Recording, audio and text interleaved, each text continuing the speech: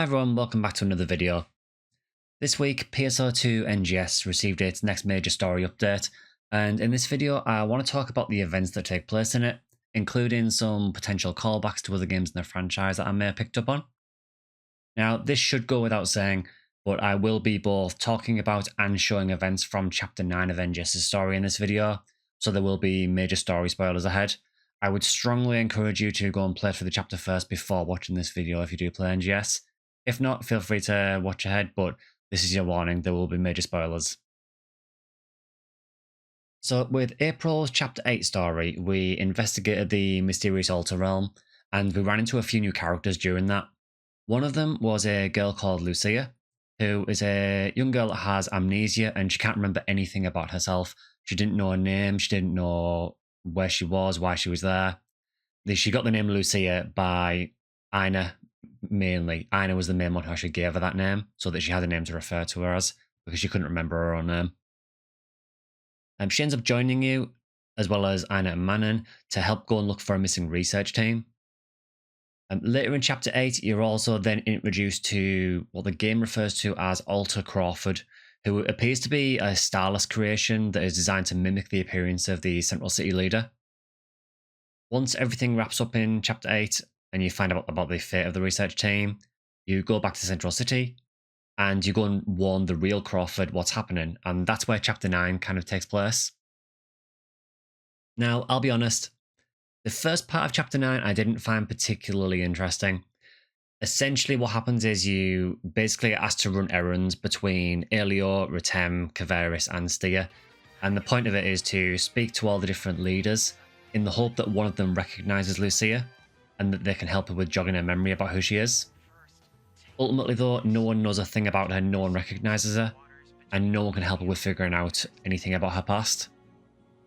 They do all give her a little pep talk, which more or less boils down to it doesn't matter who you were, who you are now is the most important. That's kind of what you get from pretty much every leader. But you don't learn anything about Lucia's past.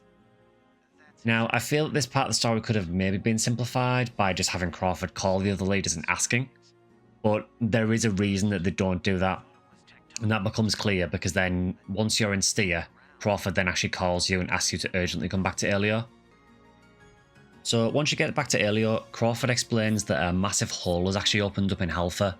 It's situated in the sea area between the regions of Aelio and Caveris. The hole appears to be emitting similar energy to the Altar Realm, and it's actually slowly absorbing Halfa, so it's gradually growing and absorbing the planet around it. So it's kind of like a black hole. Now, this is the first time in NGS, I think, where this made me a little bit giddy as a long-time Phantasy Star player.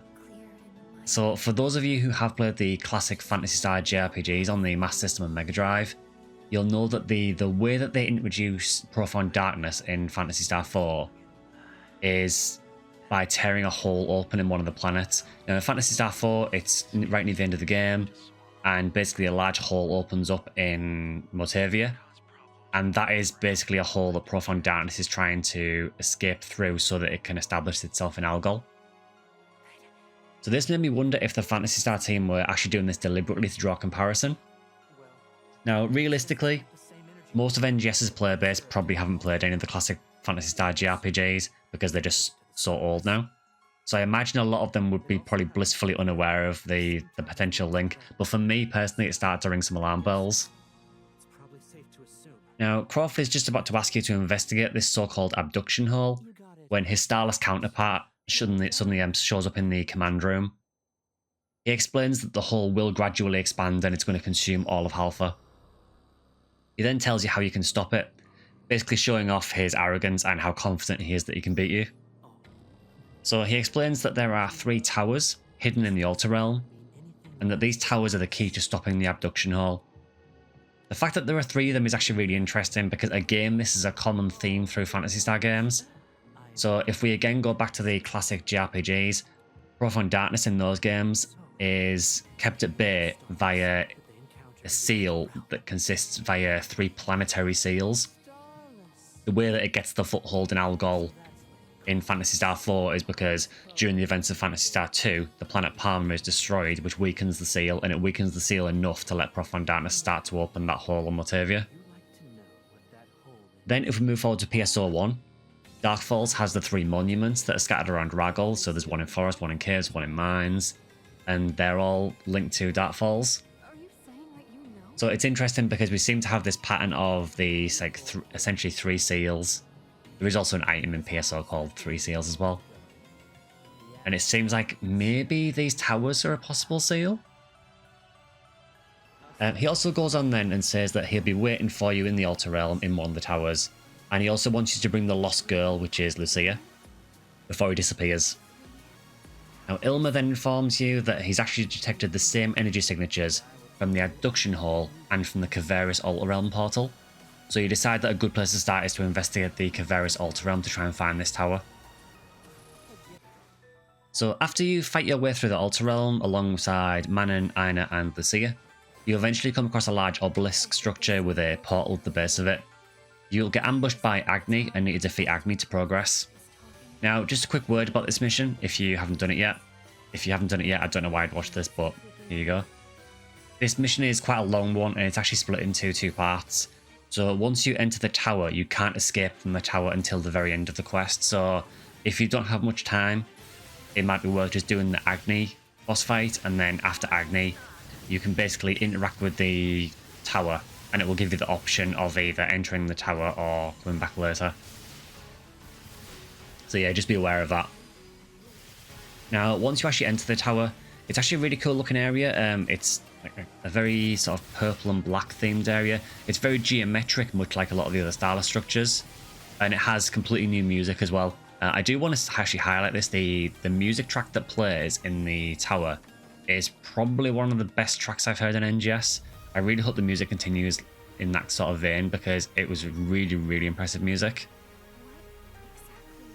Now, as you work your way around the tower and defeat Starless as you go, Manon will start to theorise about what exactly the tower's purpose might be.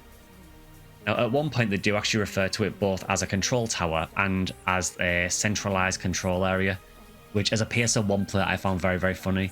If you haven't played PSO1, there is an area called Control Tower, and the Control Tower sits inside an area called Central Control Area. So the comparison is very on the nose. Also, by the way, take a drink for every time that a tower shows up in Phantasy Star. Now, as you reach the centre of the tower, Altar Crawford will appear again. Seeing your reluctance to quit, he decides to mess with you a bit more. So Altar Crawford goes on to explain that each tower has what he calls a heart or a core, and that by destroying the 3 tower cores, he says that the abduction hole will then stop.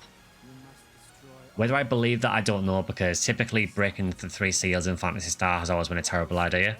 So it could be that he's baiting you into doing this. I don't know.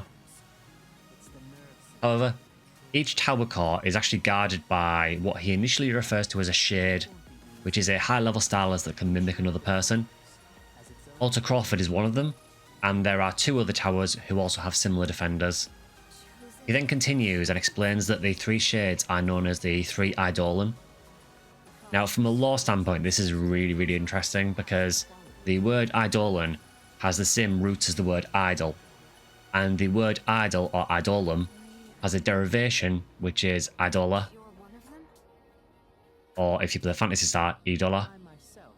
If you've been around Phantasy Star for a while, you'll know that the word Idola or Idola is used very, very often. It was even used in the title of one of the games. There was literally a game called Idola Phantasy Star Saga. But that word is used very often in Phantasy Star, and it is almost always used as a reference to either Dark Falls or Profound Darkness. So again, we've got another Profound Darkness reference, potentially. Now, eventually, Altar Crawford grows tired of talking to you and decides that it's time to just kill you instead. Now, this was actually a really cool part of the story because Altar Crawford is an enemy that has never been fightable in the game. I kind of expected him to just summon a load of Starless against me because that's the kind of expectations I have of NGS. But he didn't. You actually fight Altar Crawford. So he's an enemy that's never been fightable in the game. He has his own unique moveset, so you have to kind of learn that on the fly. However, it doesn't stop there because, much like the Dark Falls vessels in PSO2, he eventually transforms into a more monster-like form. I can't remember the name of it offhand, which infuriates me, but it's technically a new monster. It does definitely have some similarities to Falls Angel, though, from PSO2. which in itself is really interesting because there's always been this kind of similarity between Crawford and Luther. So kind of funny that that's the choice they went with. I think the reason for it, I think the boss uses the same kind of skeleton as Fallen Angel, but some of its attacks were quite similar as well. But it definitely has a lot of its own stuff as well. So this was cool, fighting essentially 2 brand new enemies that we'd never seen before. Now I will say the boss fight isn't particularly hard, but I think for story quests, I think that's fine. I don't really expect the story quest to be overly hard, and given that it takes you a long time to get to this point in the story, I don't know how much people would have liked it if it was a super hard boss fight, so I'm okay with that. I think if you want to have really hard boss fights, you can add more quests for those. Now, after Alter Crawford's defeat, the tower core shuts down. Alter Crawford then talks to Lucia and says words to the effect of that she will eventually remember her purpose and that she's meant to be on our side, as in referring to the Starless. Now, even more interestingly, Alter Crawford also tells you that the Starless have a new king. Now, when you infer that that king could be Vile, Alter Crawford laughs at you and says that Vile was, in his words, nothing but a king of the past, implying that there's a new Starless king. He doesn't elaborate more on who that may be, and eventually disappears. We don't know at this point if Alter Crawford is dead, but I suspect he'll be back, honestly. Now, after a short scene of Mina and Annan consoling Lucia, as she tries to grapple with who or indeed what she is, you end up leaving the tower. There's then a bonus cutscene that shows, which just shows 2 figures. Now, you don't see either of their faces particularly. One of them, judging by the outfit and the fact he has a huge tattoo on his chest, is definitely an Alter Garroa, which is Ina's father. But I didn't recognise the other figure. This leads me to think that maybe the other figure could be the Starless King. I don't know. If anyone could identify them, please let me know, because it could be I just haven't been able to identify them. But I personally couldn't tell who the other character was. Now, it is possible that Garroa could be the king, but personally, I have a feeling he'll be one of the Tower Guardians instead. Probably the last one, just to have the maximum amount of trauma for Ina. So overall, I thought this chapter was really interesting. So we now know that there is an Alter Garroa, which I think we kind of expected.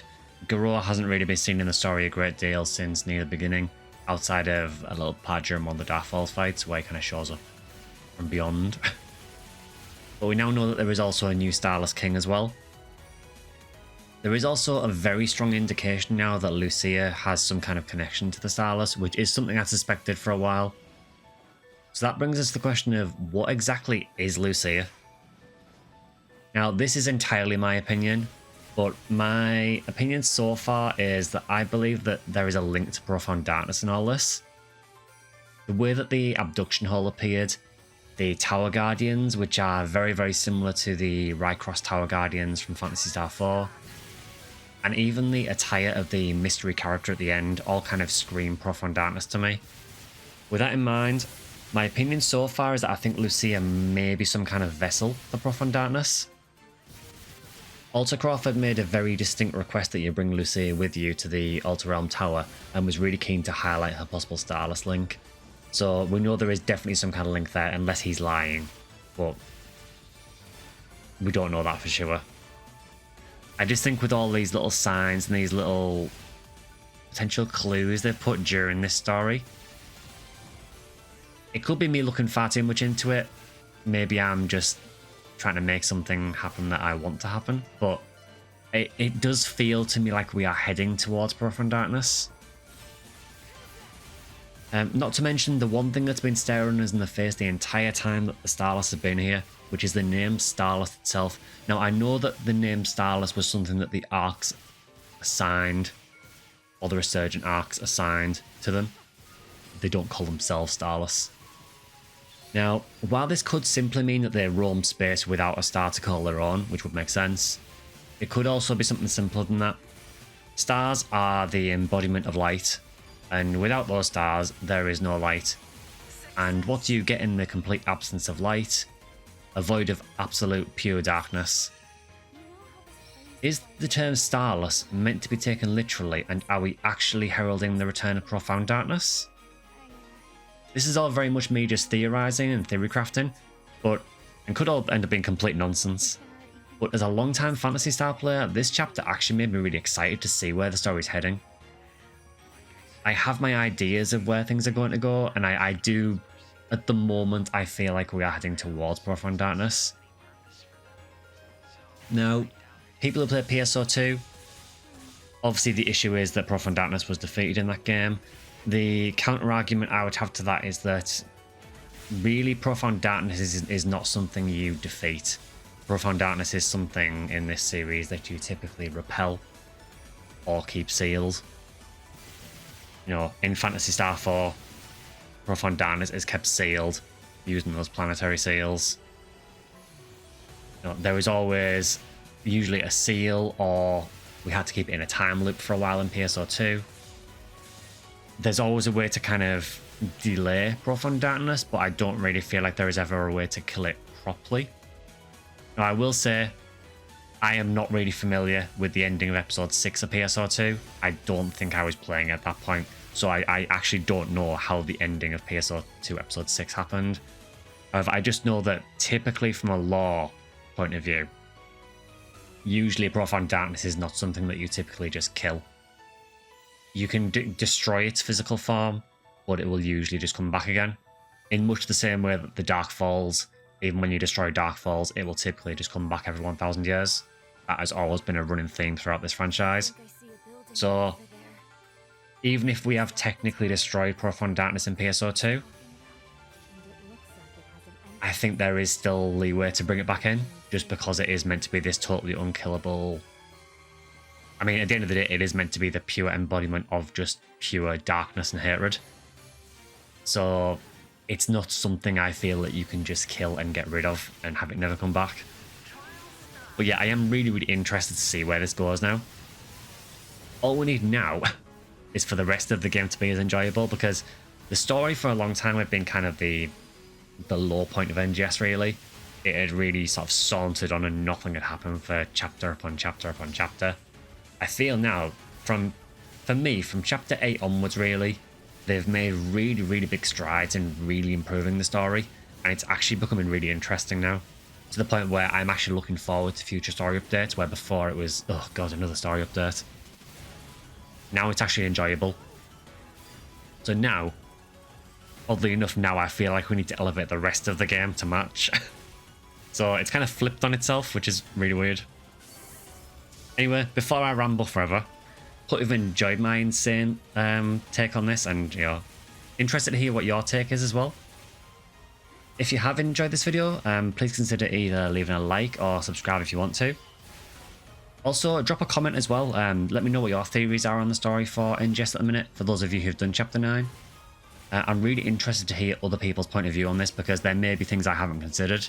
There may be people who have played the later games who have a different take on this. And I'm really interested to see what your take is on where you think the story is going for NGS. So yeah, feel free to drop down in the comments below and I will check them out. Yeah, whatever you're doing, have a great rest of your day, and I'll see you guys in the next video.